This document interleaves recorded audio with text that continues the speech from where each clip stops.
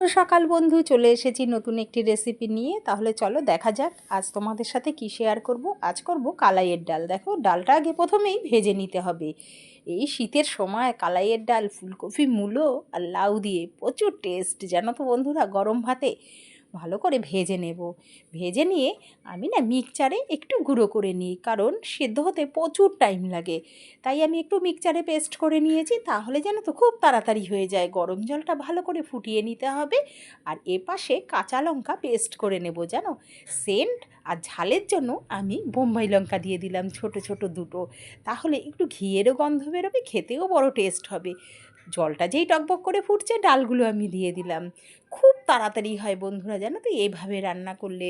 একবার তোমরা এভাবে করে দেখো, খুব তাড়াতাড়ি হয়ে যাবে। পরিমাণ মতো লবণ দিয়ে দিলাম, আর দিয়ে দেবো পরিমাণ মতো কাঁচা লঙ্কা পেস্ট। তোমাদের তো দেখিয়েছি যে যেমন ঝাল খাবে সে সেই রকম। আমরা আবার একটু কালাইয়ের ডালে একটু বেশি পরিমাণ ঝাল খাই, কারণ খুব ভালো লাগে। পরিমাণ মতো হলুদ দিয়ে দেব। হলুদের কালারটা একটু কড়া হতে হবে, কারণ লাউ, মূলো আর ফুলকপি পড়বে। দেখো লাউগুলো দিয়ে দিলাম, ডুমু ডুমু করে কেটে রেখেছিলাম। মূলোগুলো ডুমু ডুমু করে কেটে রেখেছি। সাদা মূলো বন্ধুরা খুব ভালো লাগে, জানো তো আমার দেখতে সাদা মূলো। আর এপাশে ফুলকপিটা একটু ভেজে নিচ্ছি তেলে, না একটু অন্যরকম গন্ধ বেরোবে, তাই ফুলকপিটা একটু ভেজে নিলাম। ভেজে ডালে ছেড়ে দেবো।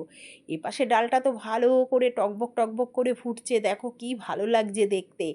আর এই শীতের সময় আমার বরমশাই জানো তো প্রচুর ভালোবাসে কালাইয়ের ডাল খেতে, তাই মাঝে মধ্যেই আমার বাড়িতে কালাইয়ের ডাল আমি রান্না করি। খুব ভালোবাসে ও। এখানে টকবক টকবক করে ফুটছে, ডালটা ভালোভাবে সেদ্ধ হয়ে গেছে। লাউ, ফুলকপি আর মূলো সেদ্ধ হয়ে গেছে, নামিয়ে ফেলেছি, কারণ সম্বার দিতে হবে, সম্বার তো দেওয়া হয়নি। এপাশে একটু আদা দিয়ে দিলাম, আদা পেস্ট করে রেখেছিলাম, তাই আদা পেস্ট দিয়ে দিলাম, সেন্টটা খুব ভালো হবে। কড়াইয়ে তেল দিয়ে দিলাম, সম্বার দেবো যেহেতু। কয়েকটা শুকনো লঙ্কা আর তেজপাতা ফোড়নে দিয়ে দিলাম। যেই লালচে লালচে হয়ে যাবে পরিমাণ মতো পাঁচফোড়ন দিয়ে দেব। পাঁচফোড়নটা যেই লাল লাল হয়ে যাবে ডালটা দিয়ে দেব। দেখো সবটা ডাল ঢেলে দিলাম। ডালটা একটু ফুটবে, নেড়ে চেড়ে একটু স্লাইড চিনি দিতে হবে, তাহলে টেস্ট খুব ভালো আসে। একটু আমি ভাজা জিরের গুঁড়ো দিয়ে দেব, আর স্লাইড চিনি দিয়ে দেব। সবচেয়ে লাস্টে দেব ধনে পাতা। ধনে পাতা না দিলে ভালো লাগে না। আমার ডাল রান্না কমপ্লিট। তোমাদের ভালো লাগলে লাইক